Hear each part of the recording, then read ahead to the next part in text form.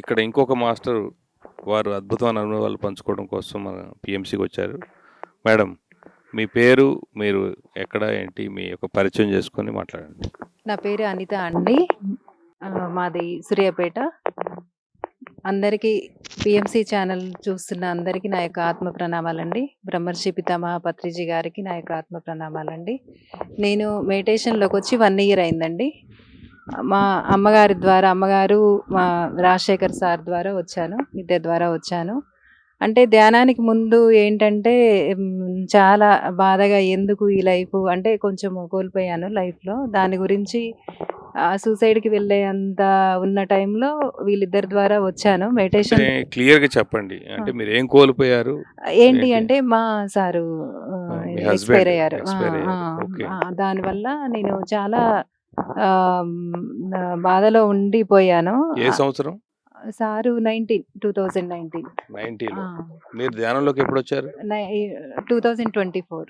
Okay. 24లో వచ్చాను. 90లో కోల్పోయి తర్వాత అప్పటి నుంచి ఇప్పుడు 2024లో వచ్చారు. 24 అప్పటి వరకు చాలా డిప్రెషన్లో ఉన్నారు. చాలా డిప్రెషన్లోకి వెళ్ళిపోయాను. ఇంకా ఎందుకు ఈ లైఫ్, ఇది ఏంటి ఇట్లనేనా ఇంత భారంగా అన్నట్టుగా వెళ్ళిపోయాను. మీ అమ్మగారు ధ్యానంలోకి వచ్చి ఎంతకాలం అయింది? అమ్మగారు వచ్చి 4 ఇయర్స్ అయింది తను వచ్చి. అప్పటికి అమ్మగారు వచ్చారు 20 నుంచి.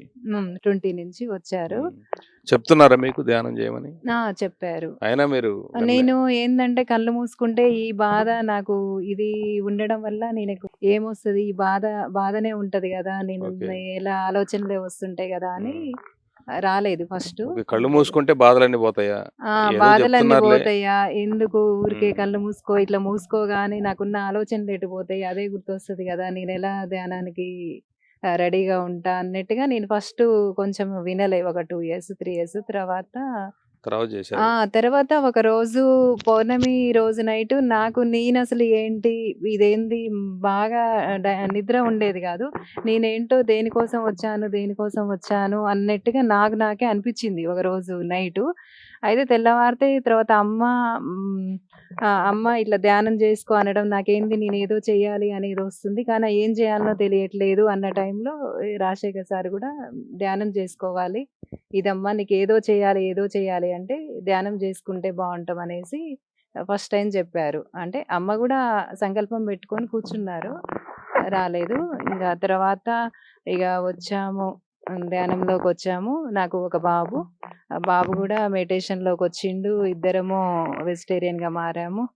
ధ్యానం చేసిన తర్వాత మీలో వచ్చిన మార్పులు ఏం గమనించారు మీరు? అంటే ధైర్యంగా ఉండడం, ఇది నేను తీసుకొని వచ్చాను, ఈ లైఫ్ని నేనే ఎంచుకొని వచ్చాను, నేను ఇట్లా తీసుకొని ఓహో అంతకుముందేమో నాకే ఎందుకు ఇట్లా జరుగుతుంది, నాకెందుకు ఇట్లా ఈ బాధ ఏంది, ఇదేంటిది నాకెందుకు పెట్టాలి అనేది ఉండే. ఇప్పుడేమో నేను తీసుకొని వచ్చినాయి కదా, మీ జీవితం మీ చేతుల్లో బుక్ చదివాను, అది చదివే నేను ఇన్స్పైర్ అయ్యాను. ఫస్ట్ ఏదైనా మనం ఎంచుకొని వస్తాము, మన కర్మానుసారమే ఇవి జరుగుతుంటది అని యాక్సెప్టెన్సీ వచ్చింది ఫస్ట్. ఇలాంటి అనుభవాలు పొందడం కోసం నేను ఈ విధంగా డిజైన్ చేసుకొని వచ్చాను. ఇంకా నేను ఎవరో నాకు ఏదో ఏం చేయలేదు. ఓకే, లైఫ్ పార్ట్నర్ అయినా నాకు తను అలానే ఉంది అంతవరకే అనేది యాక్సెప్టెన్సీ, ఒక పాత్ర. ఇక నేనేంటి, నేను దేనికోసం వచ్చానో దీన్ని పూర్తి చేసుకొని వెళ్ళాలి. ఇప్పుడు ఎనీ టైం నేను చాలా పిరికిగా ఉండేదాన్నండి. ఇప్పుడు ఆ భయము అన్నీ పోయినాయి. అసలు చాలా ధైర్యంగా బతకడం, అది నాకు కేవలం అసలు ఈ మెడిటేషన్ ఇంత మారుస్తుందా నా లైఫ్ని అంటే నిజంగా అండి, నాకు పత్రిసార్ని నేను చూడలేదు. ఇంట్లో ఉండి ఏది రూపాయి ఖర్చు లేకుండా మీ శ్వాసే మీ గురువు అని చెప్పిరు చూడండి, నాకు అది అసలు ఎంతగా అనిపించిందంటే ఆ పాయింట్ నా జీవితం చాలా మార్చేసింది సార్. నేను అంటే సూసైడ్ అటెంప్ట్ అనుకున్న దాన్ని ఇప్పుడు ఈరోజు ఇలా ఉన్నానంటే, ఇలా ధైర్యంగా తీసుకుంటున్నా అంటే కేవలం మెడిటేషన్. మీకేమైనా అనిపిస్తుంది ఎప్పుడన్నా, నేను సూసైడ్ చేసుకొని చచ్చిపోయి ఉంటే నాకు ఇలాంటి జీవితాన్ని నేను మిస్ అయిపోయి? అవును, అనిపిస్తుంది ఇప్పుడు. అరే ఏంటి అప్పుడు తెలియదు కదా, అదే లైఫ్ ఇదే అనుకున్నాం కదా, నేను ఎంచుకొని వచ్చిన కాబట్టే ఇలా జరిగింది కదా ఇలా అయింది గదా! అనేది ఇప్పుడు అనిపిస్తుందిగ. ఓకే. ఇప్పుడు భవిష్యత్తులో మీరేం జేయాలనుకుంటున్నారు? ఇంకా నా ద్వారా నేనిప్పుడు రేణుక ఫ్రెండ్ అండి. రేణుక ఫ్రెండు తను ఒకసారి ఇలా రాజశేఖర్ సార్‌ని గూడా మా అమ్మ వాళ్ళ ఊరు రాజుపేట విలేజు. అక్కడికొచ్చినప్పుడు ఉంటే సార్ గూడా "నువ్వు పిరమిడ్ కట్టమ్మా" అనేసి అన్నారు. తర్వాత తను గూడా ఇంక ఇట్లా పెట్టుకోండి అంటే, అక్క ఇలా పెట్టుకుందాం 41 డేస్ మా ఏరియాలో అంటే, ఓకే డన్. నేను ఇగ ఇలాంటి వాటికి సపోర్ట్ జేస్తాను. ముందుండు అని నేను డైలీ మాది ఎక్కడో అటు సైడ్ ఉంది ఇల్లు. డైలీ వస్తున్నా నైటు. హుహు. ఇక్కడికొచ్చేసి ఇక్కడ వాళ్ళందరినీ ఇక్కడ 41 డేస్ పెట్టేసి ఇవాల్టికి 35 డేస్ అనుకుంటా. ఇదయిపోయాక గూడా ఇంకో ఏరియాలో గూడా ప్లాన్ జేస్తున్నాము. ఇలా వండర్‌ఫుల్.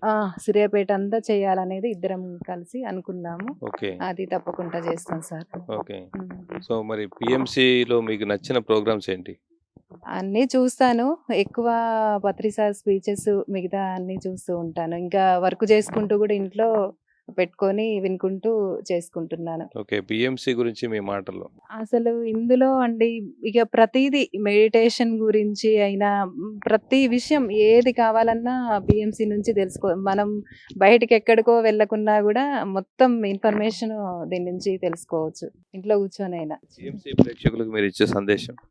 అసలు ఈ ఛానల్లు పెట్టినందుకు చాలా మాలాంటి వాళ్ళందరికీ ఎంతో చాలా ఉపయోగకరంగా ఉంది. ఇంకా ఇది మెడిటేషన్‌లోకి రాని వాళ్ళందరిలో కూడా తీసుకెళ్ళాలి.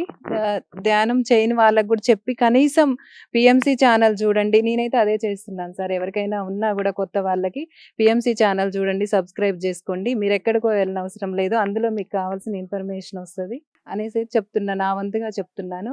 వాళ్ళకైతే ధన్యవాదాలండి. ఇంకా మాటల్లో చెప్పలేను. పీఎంసీ ఛానల్ వాళ్ళకి. ఏమన్నా చెప్పాలనుకుంటున్నారా ప్రపంచానికి? ప్రపంచానికి అంటే అంతా ధ్యానమయం గావాలి.